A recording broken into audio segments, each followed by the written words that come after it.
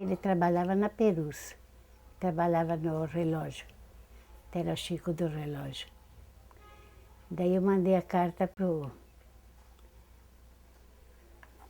superintendente da Perus, mandei uma carta pedindo uma casa. Daí chamaram ele no escritório, mostraram a carta para ele, mas ele não sabia porque eu não tinha falado nada.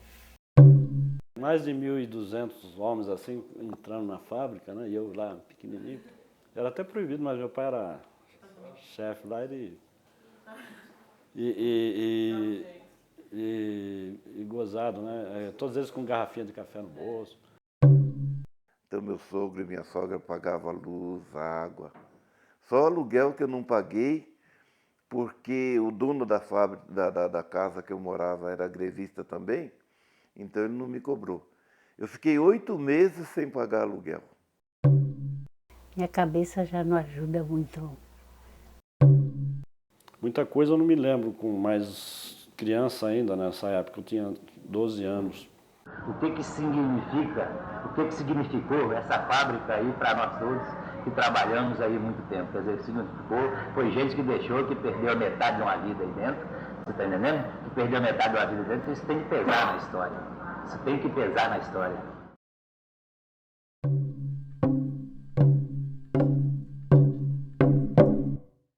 A Companhia Brasileira de Cimento Portland Perus, ela foi criada nos anos 20 e foi a empresa de cimento que efetivamente implantou esse setor da indústria no Brasil. Mas ela vem basicamente e se instala em Perus, principalmente porque aqui tem uma grande reserva de calcário na região de São Paulo, essa região que vem da Serra da Cantareira e por aqui, indo aqui em direção ao Paraná. O cimento é um produto, já é a essa época, um produto essencial. Imagine todas as grandes construções, você combina com o quê? Com um processo vertiginoso de crescimento de São Paulo. O trabalhador da Perus, portanto, ele é muito marcado por isso. Então, ele é um operário de uma grande fábrica, de uma fábrica que tinha a melhor tecnologia na época que ela foi construída, uma fábrica que sempre foi líder do mercado, uma fábrica que sempre teve um padrão técnico de operação muito rígido. Aí nos anos 50 houve uma mudança de controle de capital. Em 1951, o deputado José João Abdala passou a ser o novo proprietário. Os Abdalas pegaram, sem sombra de dúvida, um complexo industrial muito bem montado, digamos assim, não é? É um complexo industrial que tinha, digamos assim, estava próxima ao mercado de matéria-prima. Você tinha uma ferrovia que passou a ser da fábrica, que antes não era da fábrica, né?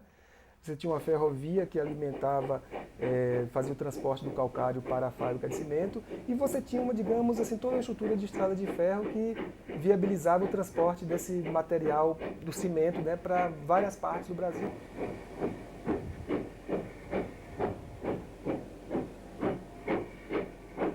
O movimento ficou muito conhecido, né? Em 58, 62. Eu acho o seguinte, por exemplo, se você pegar a greve de 62, eu tinha 12 anos, né? Os motivos da greve foi o que frutificou de 58, quando surgiram os queixadas, né? Os queixadas, eles quando surgiram foi muito bonito, né? Porque eles surgiram já disseram de pronto para que vieram, né? Porque eles surgiram assim, eu quero 40%, isso em 58, eu quero 40% de aumento. Mas se você não aumentar o preço do cimento, eu aceito 30%. Quer dizer, já surgiram dizendo, ó, nós somos os queixadas. O queixada significa isso, a capacidade do enfrentamento coletivo, a resistência que vem dessa força coletiva. Assim são os queixadas, né? Sozinho, aquele tipo de porco do mato, ele é frágil, mas ele é poderoso porque ele age em conjunto, ele ataca em conjunto, se defende em conjunto. Um porco do mato, um porco selvagem que quando anda em bando vira turma da pesada. Seu nome é Queixada, seu nome é Queixada. Teve uma greve na cidade de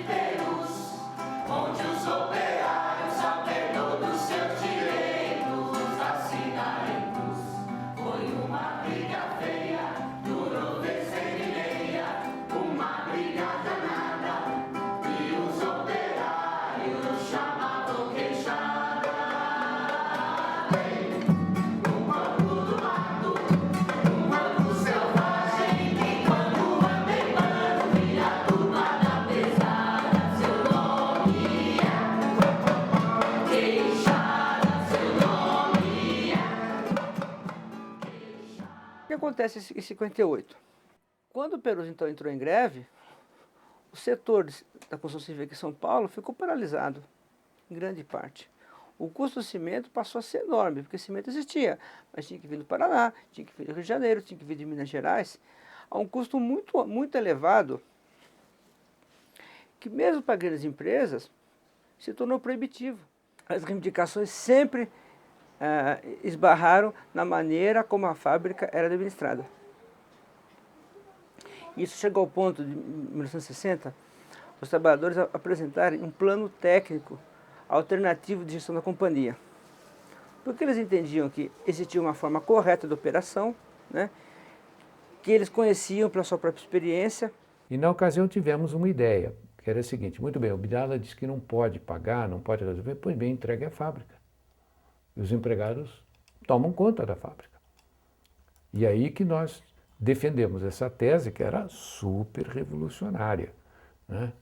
De modo que aí, nessa ocasião, eu tive contatos estreitos com eles. Eu estava no governo do professor Cavalho Pinto. Eu era o subchefe da Casa Civil dele e era coordenador do plano de ação dele. Fui ao governador e disse: vamos encampar isso aí e entregar para eles a gestão. Não, isso não pode. 14 de maio de 62. Greve. É deflagrada a greve após o aviso normal afirma: reivindicações, 5% da casa própria, prêmio produção, registro de 70 operários no eucalipto, horas extras na espera do pagamento. Pouca coisa. 5 fábricas do Grupo Abdala entram em luta. Maio era o momento do dissídio. Eles ficam em greve 4 meses. Os sindicatos fazem acordo em separado com o Grupo Abdala, que era um conglomerado. O Abdala tinha estrada de ferro, tinha o setor, inclusive controlava o setor bancário, né? Ele era banqueiro também. É feito acordo patronal em separado com os outros sindicatos, eles ficam isolados. Essa durou mais de 7 anos. Na prática, parados mesmo, a fábrica parada, acho que foi 1 ano, né? Depois eles conseguiram contratar pessoas, né, que eram chamados pescoços, e conseguiram fazer a fábrica funcionar. Comecei a trabalhar às 9h40, no dia 18 de setembro de 62. Porque nem eu vim para aqui, eu e mais 6 pessoas, 6 colegas, viemos mandados para o doutor Miculau, irmão do Bidala, né? Aí nós viemos de emprego arrumado, sabe, né? Lá eu ganhava mais pouco, aqui eu fui ganhar mais, deixei lá e vim embora para cá.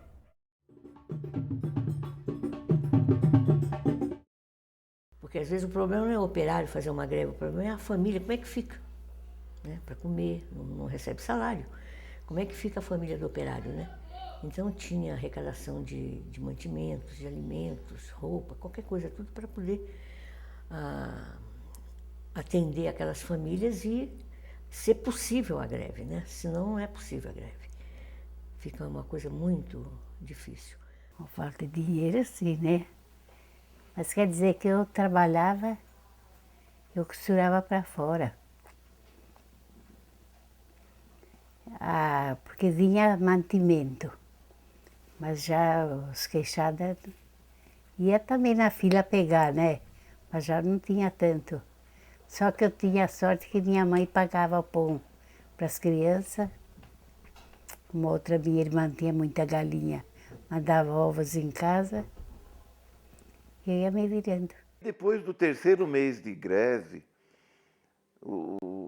numa assembleia foi decidido que cada um, que a greve, percebeu-se que a greve ia demorar muito, então foi decidido que cada um tirasse uma nova carteira profissional e fosse trabalhar. Então lá fomos nós, os queixadas, para construir o Parque Antártica, o Morumbi. Eu, particularmente, como era motorista, fui ser motorista de ônibus. No tempo do Franco Montoro, ele arrumava muita mercadoria para nós, né? E nós fazíamos cooperativa no sindicato, e eu fazia parte como se diz? E cada vila tinha três operários, então eles eram um fiscal. Eu ia na casa de fulano, desse cara, quanto precisava da família, que era grande, se era pequena. Então a gente mandava mantimento, tinha padaria nossa, tem. O Jânio Quadro, ele mandava muito mantimento para nós.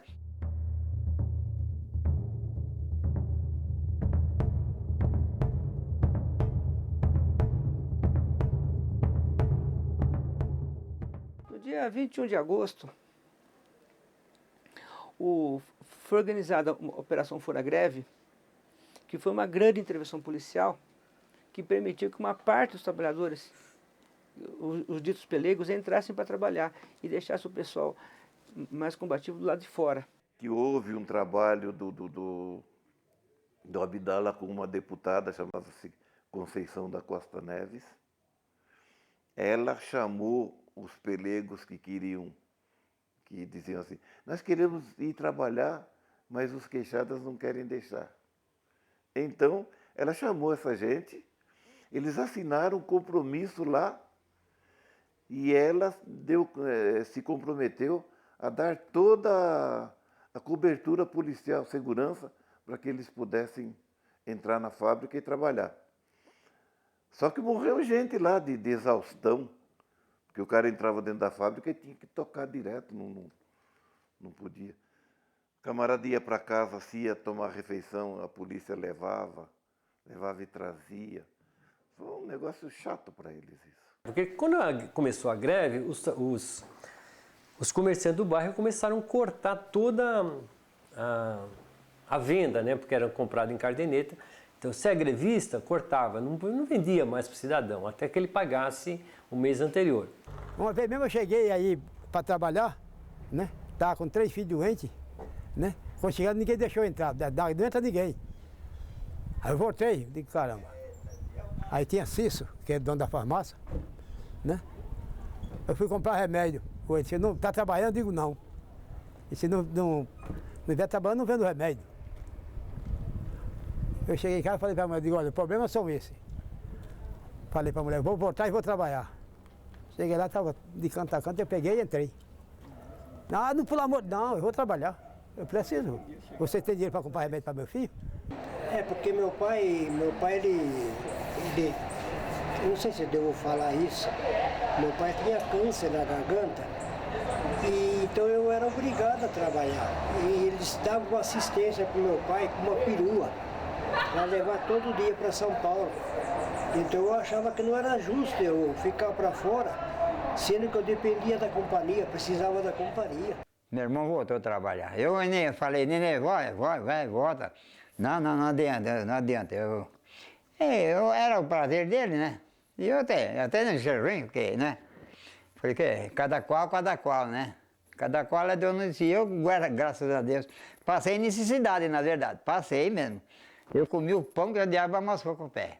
A minha mãe, que é filha, né, de um trabalhador que era pelego. Então eu sempre ouvia essa versão de que houve roubo dos trabalhadores. É essa versão que eu ouvia. Que assim, olha, na greve, teve a greve tudo, seu avô entrou, eles contam assim, seu avô entrou, mas no final das contas, quando terminou a greve, ele saiu perdendo. Muita gente perdeu.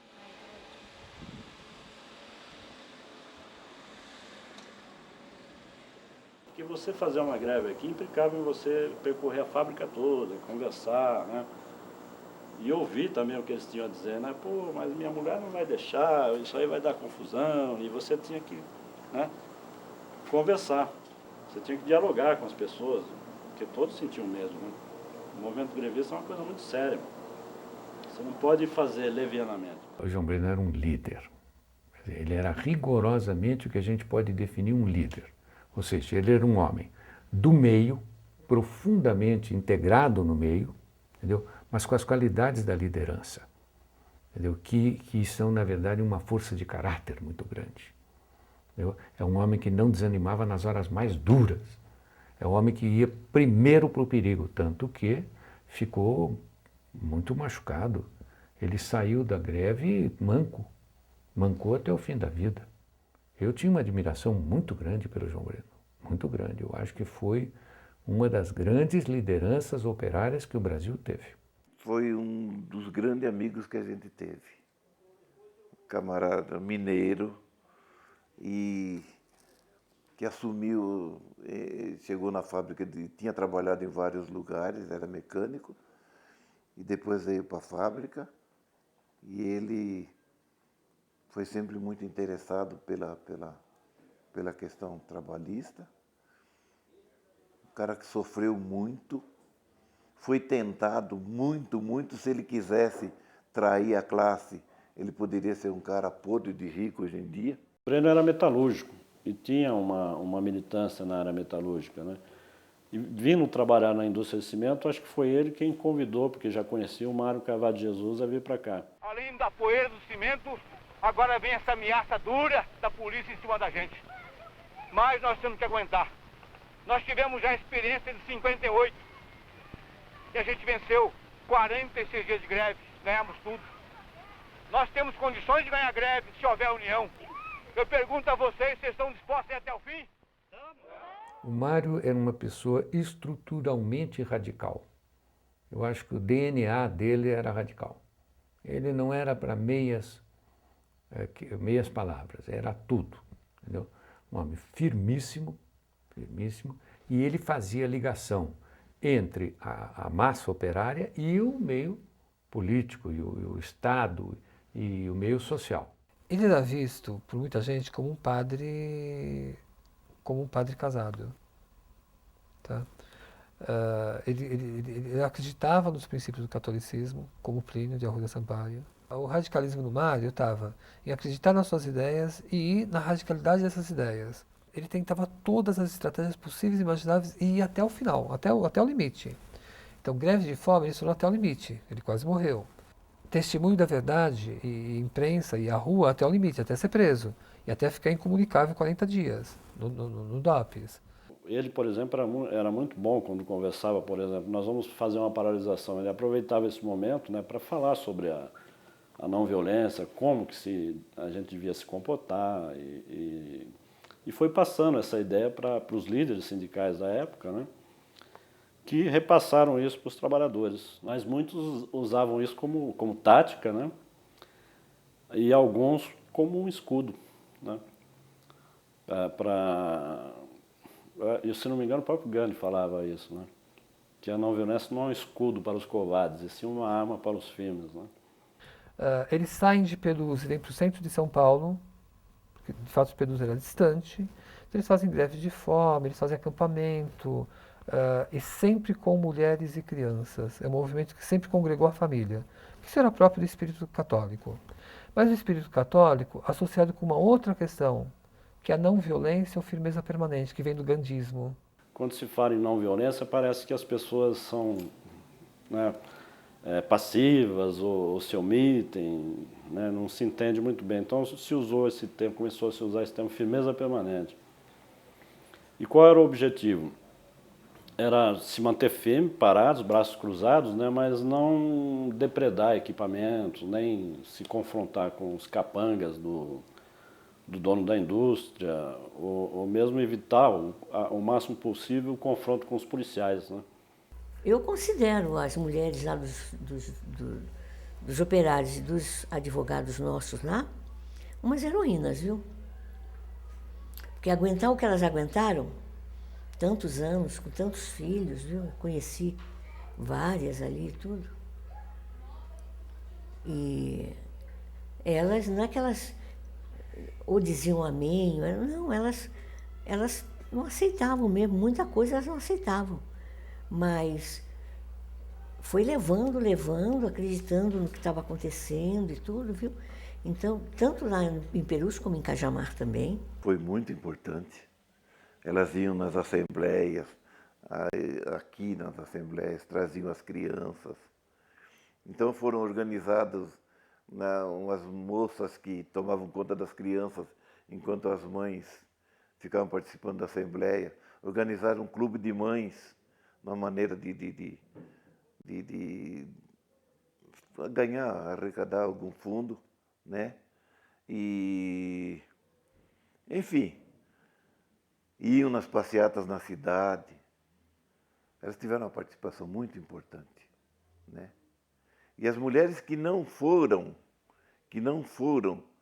como a minha mulher não tinha oportunidade de participar de passeata nem nada, davam o apoio moral, né? Elas nunca disseram para... A minha mulher nunca disse para mim, não vá, não faça isso. Ao passo que as mulheres dos pelegos, teve mulher que disse para o marido, se você não entrar na fábrica hoje, você não entra mais dentro de casa. O que ele fez? Ele foi para a fábrica porque a mulher... Ele não queria perder o lugar dentro da casa dele. Os pelegos falaram para os queixadas, vão trabalhar. Um dia o Lazinho Dalci, que já faleceu também, ele falou assim para mim, fala para o seu Chico ir trabalhar. Eu falei, ele não vai trabalhar porque ele aderiu à greve, ele vai até o fim. Então, aquilo lá foi uma lição, viu? Porque os maridos não deixavam as mulheres trabalhar para São Paulo. Diziam, vocês vão, sabe o que quer dizer, né? E não deixava. Depois começou a greve, daí todas se viraram. Quem ia trabalhar de costura, quem ia trabalhar em casa de família. Daí começaram todos. Elas estavam junto com a liderança, apoiando e discutindo como elas estavam na frente de batalha. Quer dizer, elas iam para a fábrica para fazer, para não permitir que as pessoas entrassem. Elas davam mão e fechavam a porta da fábrica. Como elas vieram e fizeram greve de fome, como elas iam para o centro da cidade distribuir panfleto, como elas seguravam as faixas, como elas participavam das passeatas, como elas fizeram greve de sexo e greve de fome. E como elas fizeram greve também de não cozinhar, não lavar, não passar. Eu me recordo, um dia, cheguei em casa, depois de problemas graves no decorrer da greve de 1962 e de um diálogo com a minha mulher. Oizinha, Oi. Tem jantar pra nós aí? Tem fubá que eu fiz pros meninos com sal, mas já acabou, né? Qual é o Você problema? vai querer comer? Não, isso é janta, né? Se vocês comeram, Bom, eu é janta também. Eu posso arrumar pra você. Não sei, às vezes eu fico pensando, a gente luta tanto e mesmo depois que nós estamos casados, já todo esse movimento operário aí, 2 greves longas, e muitas vezes a gente não pode dar assistência necessária aos filhos. Sabe o que eu cheguei a pensar? De nós largar tudo isso aqui, tá entendendo? Meter a cara e ir pro outro canto, tá entendendo? Cuidar da nossa vida, acho que é muito melhor, porque no fundo eu estou forçando vocês a um sofrimento muito grande, tá entendendo? E isso, a certo ponto, me deixa assim, meio magoado, meio constrangido. Eu acho que, já que você começou, você entrou na luta com a turma toda, eu acho que agora você deve ir até o fim. E você homem, entrou agora na luta e agora não quer o fim, agora a gente tem que aguentar. Quer dizer, eu não posso te ajudar aí fora em nada. O que eu posso fazer para nós dois tem que ser aqui dentro de casa, com nossos filhos que são todos pequenos. Então, eu acho que eu trabalhando aqui dentro de casa, lutando aqui dentro de casa, eu estou te ajudando aí fora.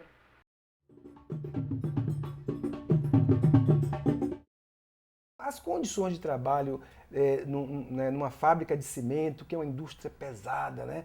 Você vê as condições de trabalho próximo ao forno, o pó do cimento. Imagina que condição né, de trabalho você tem nessa época. Eu era chefe da mecânica. Era encarregado, depois morreu o chefe, eu passei a chefe. Era bom, ali na minha parte era bom, né? Mas tinha uma seção lá que era a parte de forno, essas coisas, moíam, fazia barulho, onde moía o clink. E os fornos eram um pouco quentes, né? Porque para calcinar o cimento era 1.400 graus de caloria. E na época da Abdala não, você trabalhava com olho, nariz, ouvido misturado no pó. Você saía de lá, você saía cheio de pó, que às vezes as pessoas nem conheciam você, saía na portaria. Ele não estava preocupado com dispositivo de segurança para funcionário. Eu fui ver dispositivo de segurança, capacete, sapato, roupas. Isso em 75, depois que o governo entrou, que eles começaram dar o IPI para nós. Não havia nenhum controle. Posso sair aqui, né, se você viesse aqui naquela época, você ia achar estranho, porque essas casas, essas árvores aí estariam cinzentas. A maioria das casas tinha mais ou menos uns 5, 10 centímetros de pó de cimento no telhado, né? Você imagina isso no pulmão das crianças, né? A segurança era a linha, conservação de linha, né? Se a linha estava com defeito, de vez em quando a máquina deitava, com trem e tudo. Ela falhou o breque, eu passei aqui no pátio e passei direto, né? Se via, foi Deus que ajudou que não vinha máquina de Perus para cá, né? Fui bater no mirim, com a lotação, 20 vagão, né? Teve cara que o guarda-feio pulou, o guarda-trem pulou. Eu falei, eu não vou pular não, onde ela ficar eu fico com ela. Desci e não tive nada. Há um pacto que vem da história do própria industrialização, industrialismo e capitalismo, do mercado, de que para a produção é permitido um certo sacrifício dos trabalhadores, logicamente, e digamos, naturalizado. É um risco próprio do trabalhador. É por isso que as várias normas, leis, exigem muito mais e multam muito mais quando a indústria polui o riacho, matam peixes, do que quando matam um trabalhador doente pelo trabalho.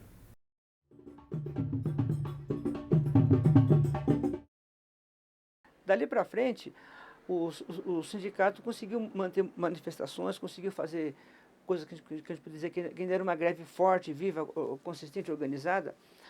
Manifestações públicas, elas continuaram a ocorrer até janeiro de 63, e se arrastou então por mais uns 6 meses. No golpe militar houve a intervenção. Os dirigentes foram afastados, né, mas formaram uma comissão.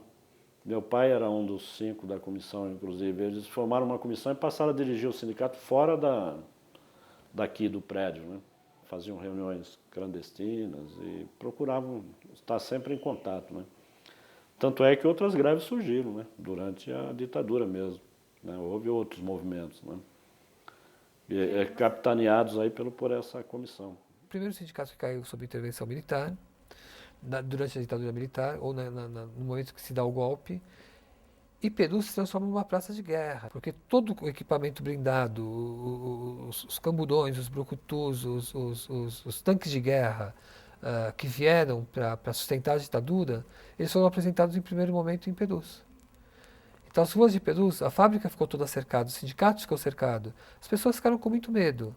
Óbvio, acabou de ser deflagrado o golpe militar, e você tem uma expressão da força bruta militar em Perus, que era uma região mais distante do centro, tida como uma região mais pacata. Em 68, nós tivemos dois movimentos importantes. Um foi o 1º de maio, onde os trabalhadores organizados aqui em São Paulo, na Praça da Sé, fizeram um movimento lutando contra o arrocho salarial. O outro foram as greves de Contagem em abril e Osasco em julho, né, que levou a ditadura a reagir, a reprimir fortemente. Então, a partir desse momento que houve uma repressão mais forte e depois veio o AI-5 logo em seguida, levou, digamos, ao enfraquecimento do movimento social. E aí a Perus também foi ficando mais isolada, lutando com forças próprias, ficando mais na luta, digamos, jurídica, né? Então, em Perus, o movimento conseguiu se manter, conseguiu ter apoio na sociedade. Passado mais alguns anos, em 69, os trabalhadores estáveis conseguiram ser reintegrados ao trabalho. Os trabalhadores que não tinham estabilidade em 62 não ganharam na justiça o direito de voltar ao trabalho. Mas, de qualquer maneira, o núcleo principal das lideranças conseguiu ser reintegrado ao trabalho em 1969. Eu sei que foi em janeiro, não me lembro em janeiro que ano foi que eu retornei depois da greve, né? Dos 6 anos e pouco que nós ficamos de greve, então eu voltei na fábrica. Como eu era estabilizado, eu tinha preferência para poder trabalhar de voltar na fábrica, né? Nós conseguimos o retorno na fábrica. Agora, quem não tinha 10 anos, então não conseguiu retornar. Então, em 69 eles voltam para a produção e continuam lutando para o saneamento da empresa, e continuam lutando para a desapropriação da empresa. e continuam lutando para a cassação Ele foi cassado por corrupção, o Abdala, em 64, mas eles continuam lutando para que ele pague as dívidas da empresa e pague as dívidas junto aos operários. O Abdala é o típico empresário pilantrão. É o típico do empresário que faz a sua fortuna à custa de sobreexplorar os seus empregados. Porque explora pela mais-valia, e já explora mesmo, mas sobreexplora. Quer dizer, rouba na hora de trabalho, rouba na maneira de qualificar o valor do salário, rouba nas instalações de segurança que não são seguras, rouba no banheiro, que é uma sujeira, uma coisa horrível. É esse que ganha um sobrelucro da exploração. Era isso que era o Abdala. José João Abdala, o dono, e tinha um sócio minoritário que era o irmão, que era Antônio Abdala, ou Antônio José Abdala, alguma coisa assim. Os dois já morreram. Ele conseguia perceber empresas que estavam quase falindo, ia lá e comprava. A impressão que eu sempre tive é essa. Então ele tinha um complexo, mas de fábricas quase capengando, né? Aqui na fábrica de cimento Perus ele era secretário de trabalho do Adhemar de Barros. E me parece, isso aí parece que foi comprovado inclusive, que ele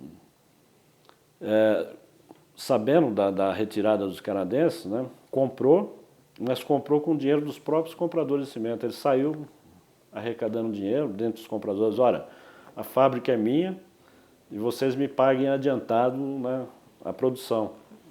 E foi assim que ele acabou comprando a indústria de cimento. Mas a partir da vinda dele começou tudo a deteriorar. Se a gente olhar o aspecto da documentação, a gente vai ver que as condições eram muito precárias antes, possivelmente, em alguns aspectos, mais precárias do que depois de Abdala, porque quando você vai viver o período, quer dizer, o Abdala vai tomar fábrica, o Brasil já é outro, as condições sociais e institucionais do Brasil também são outras. Em alguns aspectos, poderiam até dizer que era para esse operário ter uma condição um pouquinho melhorada, em tese. Mas nos discursos dos trabalhadores, eles fazem esse marco muito nitidamente.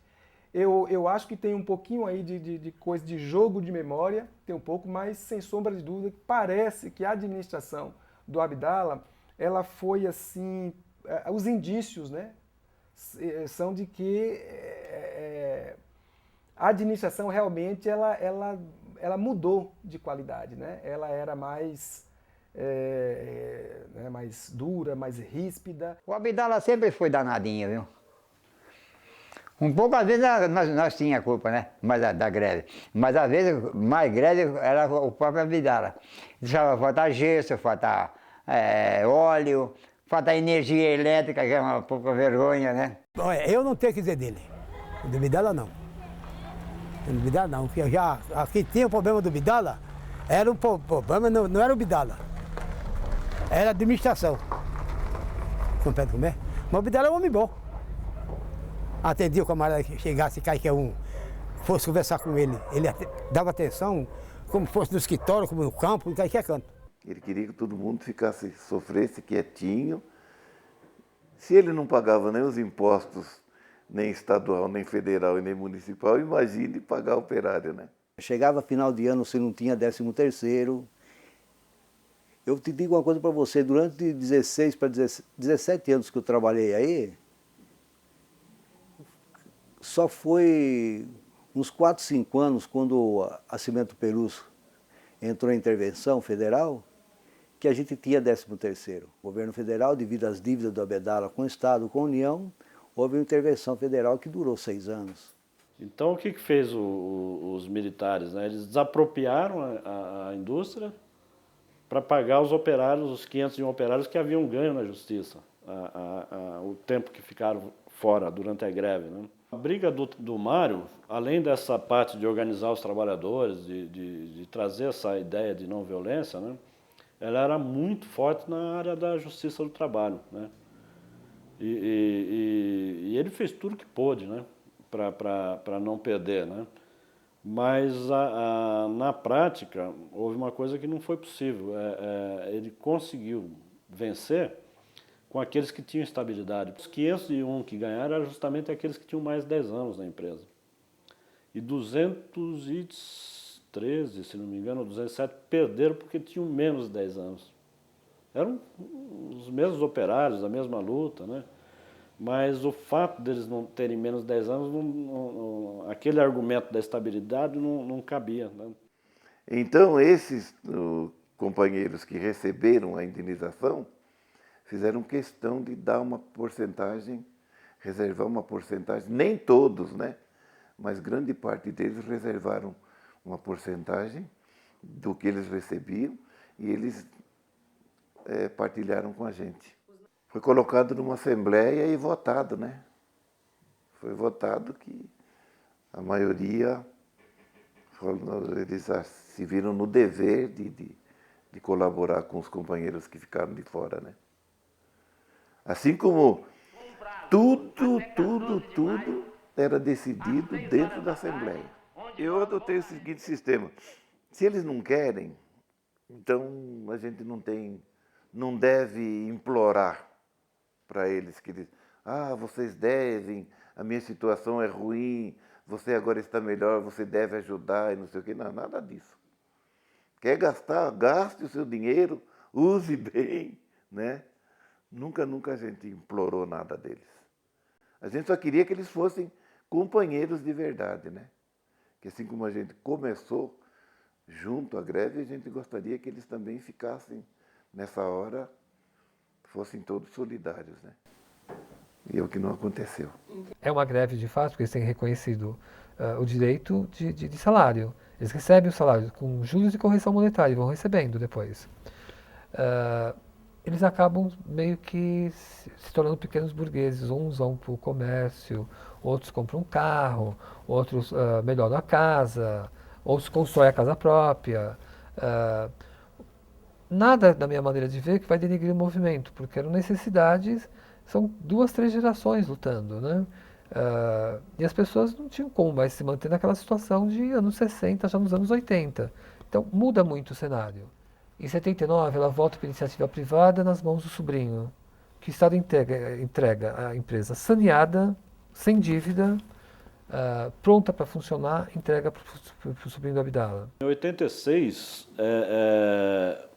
um pouco antes, o Cartel do Cimento fez uma proposta para o então dono da fábrica, que era o filho do Antônio, que havia falecido, né? Propôs para eles entregar para ele o produto semi-industrializado. A proposta do cartel era fornecer o crinque. Então ele iria eliminar quase todo o processo industrial. Ele só ia moer e sacar para vender, né? Com a mesma marca dele, Perus. E ele aceitou, né? Então na época houve uma briga enorme. Eu me envolvi muito com isso, a gente levantou, houve N discussões a respeito, mas ele manteve o fechamento, né? Das pedreiras. As locomotivas pararam de funcionar e ele passou a trabalhar com clinker vindo da Santa Rita, né? Mas aí a nossa principal preocupação foi obrigar ele a indenizar corretamente os operários que haviam perdido o emprego. Agora é evidente, o cartel tinha tudo planejado. Chegou um momento que eles falaram, não entrego mais, né? Foi onde parou a fábrica. Eles simplesmente deixaram de entregar, acabou a fábrica de cimento, né? Aí eles pediram apoio para nós. Saímos à rua, fomos até a cidade, entramos em contato com o governo. Na época, o governador interferiu na nossa situação. E conseguimos, através da Votorantim, da direção da Votorantim, eles nos forneceram uma quantidade de matéria-prima para ser moída aqui, né? A matéria-prima vinha da Votorantim e a moagem era feita aqui, né? Mas por fora havia um outro acordo nosso com a indústria, que até então era verbal, né, de que ele teria que dar melhores condições para os trabalhadores. Havia uma série de coisas que ele teria que cumprir. Então a gente brigou para conseguir para ele o clinker, né, mas ele também tinha um acordo que ele teria que cumprir. Para nossa surpresa, né, no dia que a gente foi discutir essas questões todas, ele chega e desautoriza o sujeito que havia feito esse acordo. Aí não sei se foi precipitado da nossa parte, mas De qualquer forma, a gente decidiu retirar o apoio. Quando nós retiramos o apoio, o Catel parou de fornecer e fechou a fábrica. Eu acho que os Queixadas eram uma espécie de um último lampejo da chamada cultura operária. Entendeu? No tempo que o operariado tinha orgulho de ser trabalhador, tinha orgulho de ter uma outra moral, uma moral mais rigorosa do que a moral burguesa. Entendeu? E esse é um dos grandes valores deles. Eles de fato gostavam da fábrica. Eles gostavam do trabalho, não gostavam do patrão. Isso é um outro assunto. Mas o trabalho na fábrica era uma coisa que eles valorizavam demais. Não, a fábrica não era bonita, ela era feia para chuchu, com toda aquela poluição toda que tinha lá. Mas a gente gostava, porque era a fábrica dentro da minha cidade, do meu bairro. Aqui meu pai trabalhou, meus irmãos trabalhou, e então a gente gostava dela. Eu adorava a fábrica. Até hoje eu sinto falta. Porque era uma firma que você não era escravizada, sabe? Você trabalhava como você. Não era uma firma que obrigava você a se matar de trabalhar. E acho que ninguém pode falar mal da fábrica. Eu tenho saudade, porque se eu fosse um rapaz hoje que tivesse 40 anos e essa fábrica estivesse funcionando, eu acho que estaria aí dentro, viu? Porque eu gostava do ambiente de trabalho. Era árdua, mas eu nunca me curvei de fazer uma hora extra. Chegava assim, final de semana, um sábado, domingo, um feriado, quebrava uma máquina, aí eu me chamar em casa, eu ia. Eu não me curvava, ia lá fazer a manutenção. Eu chegava a entrar na fábrica, às vezes, 6 horas da manhã e sair no outro dia às 4, 5 horas da tarde. A Vila Operária você tem essa facilidade de proximidade do local de trabalho, mas isso é fundamentalmente bom para quem? Não só para o trabalhador que não vai despender dinheiro com transporte, né? mas principalmente o patrão que tem à mão, a qualquer hora, uma força de trabalho disponível para ele. Mas eram condições precárias, moradias precárias, né? Veja que aqui se construiu o cimento, mas os trabalhadores daqui não tinham casas de cimento, né? Entendeu? Casas feitas com cimento, né? Então, essas casas que a fábrica montou aqui nessa Vila Operária eram casas bastante insalubres. A gente lutava por uma sociedade mais justa, melhor, porque nós éramos católicos. Com uma linha, com uma dimensão, uma visão da sociedade socialista. Porque o socialismo não é contra o Evangelho. Bom, eu tive um envolvimento grande com a Frente Nacional do Trabalho, porque o fundador da frente, o Mário Carvalho de Jesus, havia sido da Juventude Universitária Católica. E eu era presidente da Juventude Universitária Católica. A FNT funcionava como uma pequena centralzinha sindical que articulava várias categorias, articulava o grupo de trabalhadores em várias categorias profissionais, em cima do programa político democrata cristão. A legislação brasileira não permite que um trabalhador, por exemplo, têxtil, seja associado de um sindicato metalúrgico. Ele se separa por categorias. Esse isolamento de categorias, na opinião do Mário, e também na minha opinião, claro, fragiliza o movimento trabalhador, porque não há a luta conjunta para resolver problemas comuns. A Frente Nacional não era um movimento de igreja. Acontece que os que estavam lá eram de igreja. Então o Dr. Mário era de igreja, o João Breno era de igreja, eu era de igreja, o Dr. Albertino de igreja, enfim, todos eram católicos, né? Mas o Dr. Mário sabia que a igreja tinha uma influência muito grande na cabeça de todos nós, né? De não só nós, mas dos operários todos, né? O que a igreja falava era uma espécie assim, sabe? De... Como é que a gente pode falar? De dogma, né? Falou é aquilo que tem que ser feito. Ele foi para a França, ele foi conhecer o trabalho lá do padre Lebré. O padre Lebré liderava na cidade de Beaumont uma cooperativa operária que geria uma fábrica de caixas de relógio, que era uma comunidade formada em torno dessa fábrica. Então, Beaumont era uma experiência de uma empresa, de uma fábrica autogerida pelos operários que participavam de lá. A grande contribuição do Lebré foi trazer a política para a preocupação dos cristãos, para mostrar que os cristãos não podem ficar fora da política, que eles têm que ter uma posição política. A teoria dele era que é preciso construir uma economia das necessidades. Quer dizer, a economia não deve ser atrás do lucro. Entendeu? E, por outro lado, ele também não fez uma opção socialista. Quer dizer, não fez uma opção pela agricultura como uma coisa coletiva. Ele fez a opção pela uma espécie de terceira via. Então, tudo isso influenciou muito uma geração e, obviamente, influenciou a geração do Mário, e o Mário levou isso para o movimento.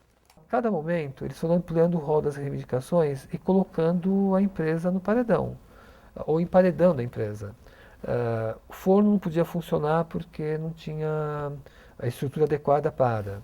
As chaminés não estavam apropriadas. Então, eles foram denunciando cada situação da empresa. O que deixava claro que eles queriam alguma coisa maior do que só a reivindicação salarial. Quer dizer, eles queriam transformar a empresa numa empresa autogestionária. Aí vocês podem dizer, bom, mas a autogestão tem a ver com anarquismo. Se você sai na rua agora, pedindo a 10 pessoas se eles sabem alguma coisa desta greve ou desta fábrica de cimento, 9 vão dizer que não. A gente percebe isso nos jovens, por exemplo. A gente percebe nas famílias que vêm de fora. Famílias tradicionais daqui, que moravam aqui naquela época, você ainda encontra uma ou outra pessoa se lembrando, não sei o que mais, isso sim. Mas depois vieram tantas pessoas, e nasceram tantas pessoas, e os pais não passaram para os filhos. O que fica da Perus? Quer dizer, fica um projeto, fica um ideário, e fica uma saga, quer dizer, fica uma luta, e uma luta que não se concretiza, mas que é o ideal de muita gente ainda. Principalmente a questão da criação de um centro de cultura operária, que a gente não tem ainda, um centro de memória operária e um centro de formação operária. Uns anos atrás, durante a Luiza Erundina, esse terreno foi declarado de utilidade pública. Só que a comissão que conseguiu isso, graças a Deus, dormia no ponto. E deixou nesta situação durante 10 anos. Depois de 10 anos, como não foi feito nada, o terreno voltou para a família do Abdala. Agora, então, o Abdala está elaborando um projeto que diz o seguinte: nós queremos construir lá casas e prédios, e uma pequena parte para um museu, uma coisa assim, né? Enquanto a comissão que está trabalhando quer o contrário, quer uma área de lazer, de cultura, e uma pequena parte para moradia. A gente não divulga, mas luta para preservar a memória, né? E para nós é importante preservar esse espaço nesse sentido, né? Guardando a memória. Não interessa para nós que o dono construa aqui um condomínio com o nome do pai, para contar a história dele, né? A gente quer que se conte aqui a nossa história. E aí a ideia era transformar num centro de cultura e lazer do trabalhador. Tivemos tanto cuidado de não ter uma advertência, de não soltar uma advertência para fazer isso ou aquilo, com uma máquina e coisa e tal, e agora eu entro aqui dentro e encontro esse troço todo destruído. Então, o que adiantou eu trabalhar tanto tempo preocupando para não estragar a máquina, agora está desse jeito? Meu Deus do céu.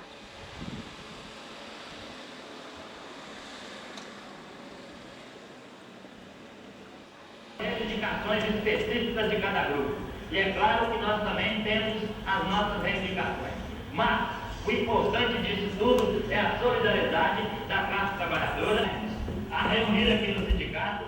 Os Queixadas é uma reconstituição da história do movimento operário da Perus através dos próprios operários, né? Aqueles que viveram ou aqueles que estiveram próximo da luta que, enfim, se desenvolveu aqui de 62 até 77, quando eles retomam o sindicato. E ao ver esse filme depois de 31 anos, ver que ele está vivo, para mim é extremamente gratificante, né? Porque se o filme resiste durante 31 anos e consegue ainda ter interesse por um grupo de pessoas, já valeu a pena, né?